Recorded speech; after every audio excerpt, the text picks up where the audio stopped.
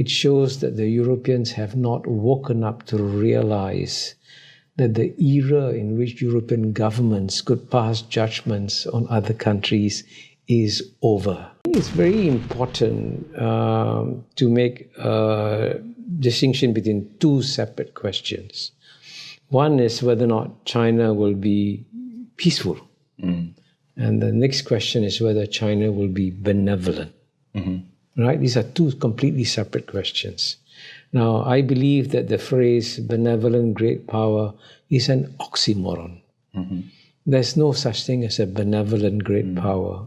All great powers, and this has only been true for 2,000 years, will put their own interests first and everybody else's interests second. And so when any small country deals with a great power, the small country be very naive if it believed that the great power would sacrifice its interests for the small state. But the question as to whether or not China will be peaceful is a completely different question. And here the answer is actually given in the opening pages of Henry Kissinger's book on China. And as you know, he begins the book with a long discussion of Sun Tzu. And Sun Tzu, the great Chinese strategist, believed that the worst way to win a war is to win it by fighting. And the best way to win a war is to win it without fighting. So there's no question that China will seek to expand its influence and its impact on the region and the world. But the Chinese can also believe that the stupidest thing they could do is to emulate the United States and start fighting a new war every few years. And this is Kissinger's book, I must emphasize. Kissinger says the Chinese believe that it's the height of stupidity to keep fighting wars, when if you can achieve what you want to achieve without having to fight wars. And the Chinese certainly have emerged as a great power.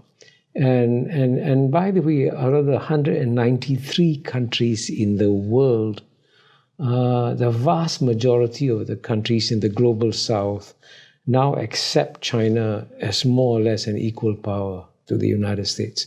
And the Chinese have achieved this without fighting a single war.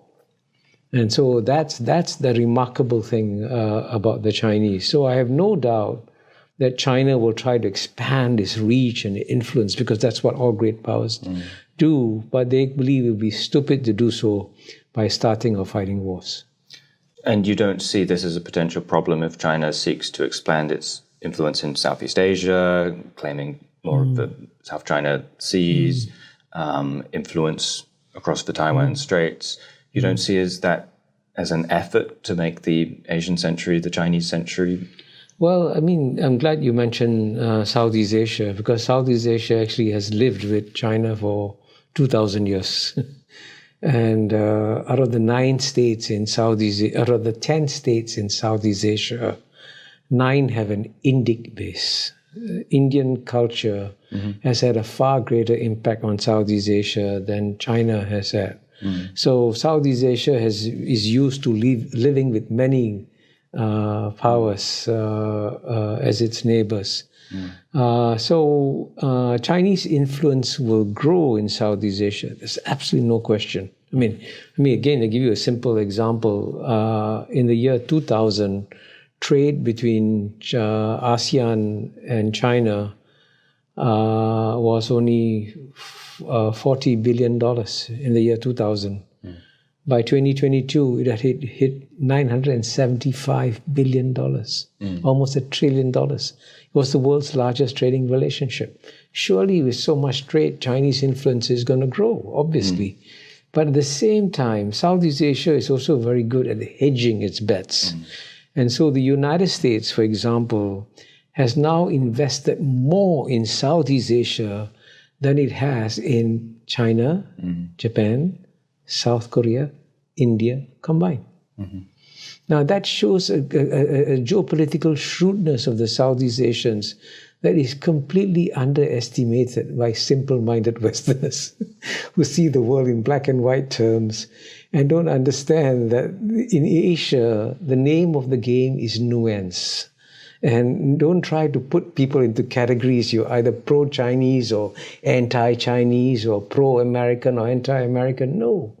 The Southeast Asians will protect their interests and have developed wisdom over the ages of how to handle their interests. I'll give you one example.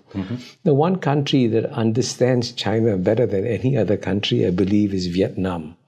Now, they've had a relationship for 2,000 years. And Vietnam, by the way, was occupied by China only for 1,000 years.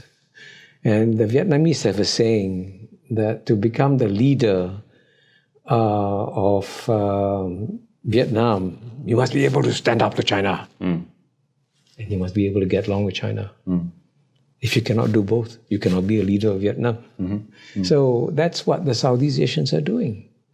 They will get along with China, but from time to time, they'll quietly stand up to China if they believe that their interests are being affected. So, but of course, we don't have to do this publicly. We don't have to necessarily make a big song and dance about it.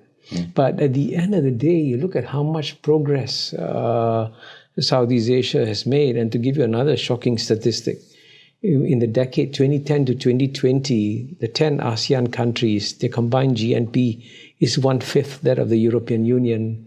But ASEAN added more to global economic growth in the decade 2010 to 2020 than the European Union did.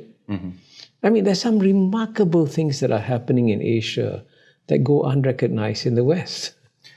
So, as a simple-minded Westerner, allow me to present to you the second half of what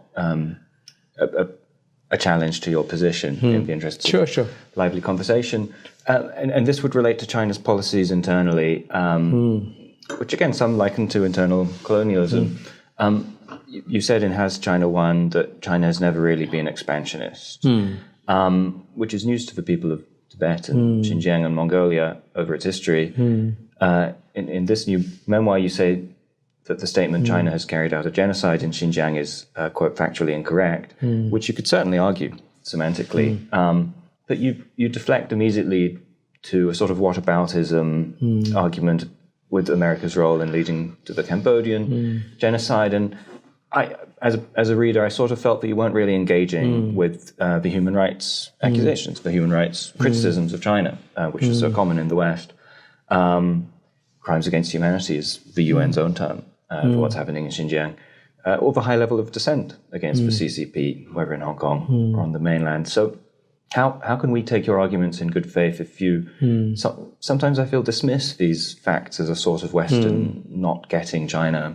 Well, I mean, when you mentioned the case of Tibet, as you know, the boundaries of all contemporary states today are set by the realities of the 20th century, right?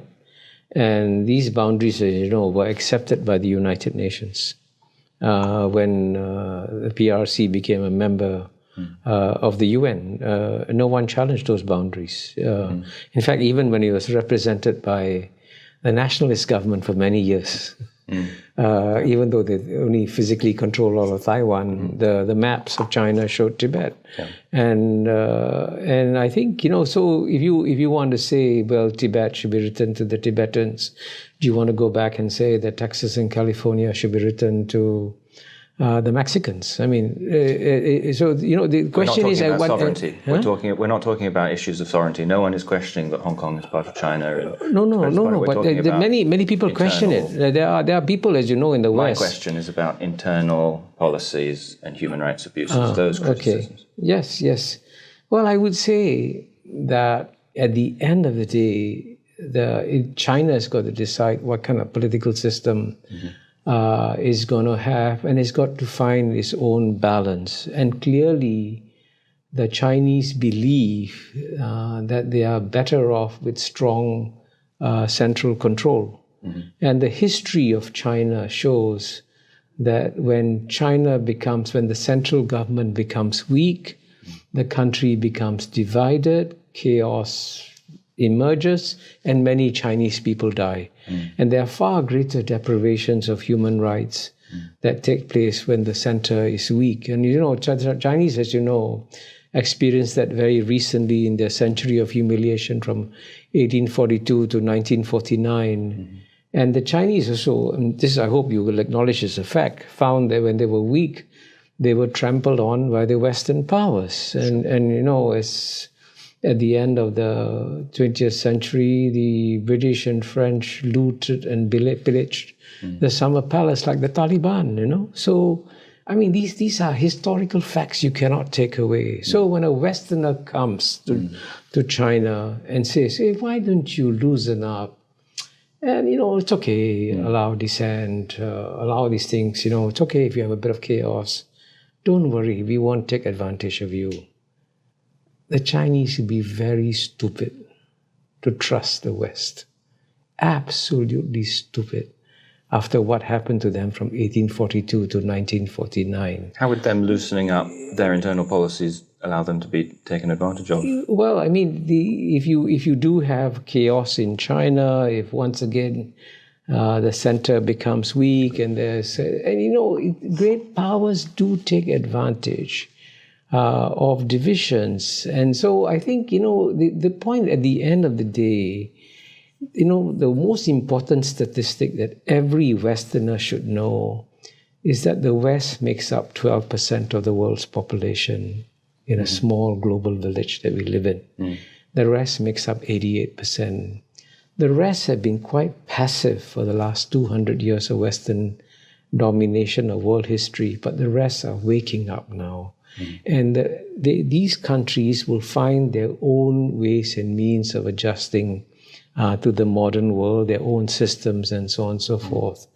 And I think we in Southeast Asia believe that we cannot advise the Chinese on what is the best form of government for them. It's for them to decide.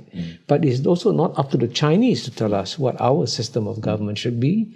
We choose our own form of government, you choose your own form of government, and we'll live with each other. And the same is true of India too, by the way. I mean, India also is going to choose its own balance of freedom and authority in many of these areas. And all societies are struggling to find the right balance. And I think even in the West, there will be, I believe, a move away from emphasizing too much individual freedoms towards emphasizing some degree of need for national cohesion in addition to having individual freedoms. But again, every society has got to make that decision for themselves. And certainly, apart from the West, you notice that most countries in the global South don't go around lecturing other countries on what is good or what is bad for them. Lecturing certainly is bad, but surely we all have the right to talk about it openly and criticize, just as we criticize our own government. Well, certainly. I mean, as individuals, you can criticize, but I think it is unwise for European governments, for example, to go and lecture the Chinese government on what is good or what is bad for them. It shows that the Europeans have not woken up to realize that the era in which European governments could pass judgments on other countries is over. We are making a fundamental turn in history now. Fundamental turn. And it is, the European governments don't seem to realize that the world will no longer accept lectures from European governments at a time when the Europeans have shown their absolute geopolitical incompetence in failing to prevent a war from taking place at their borders, At the end of the day, I believe, we should make this an axiom, peace, like in Peace in Asia, reflects geopolitical competence. We find ways and means of dealing with problems in such a way that we avoid wars. Wars reflect geopolitical incompetence. And the Europeans created all these wonderful institutions like OSCE and all that, but couldn't prevent a war. So I think here, this is a time when it'd be good for Western minds to show a certain degree of humility in talking to the rest of the world, instead of telling the rest of the world, we know better than you what is good for you. Please don't do that anymore. What do you guys think? Do you think the Chinese use of Sun Tzu's strategy is more effective than that of the West? Please leave your comment below. We would love to hear from you. Thank you for making it this far. If you like this video, you might want to share it with a like-minded friend. Thank you, and as always, stay blessed.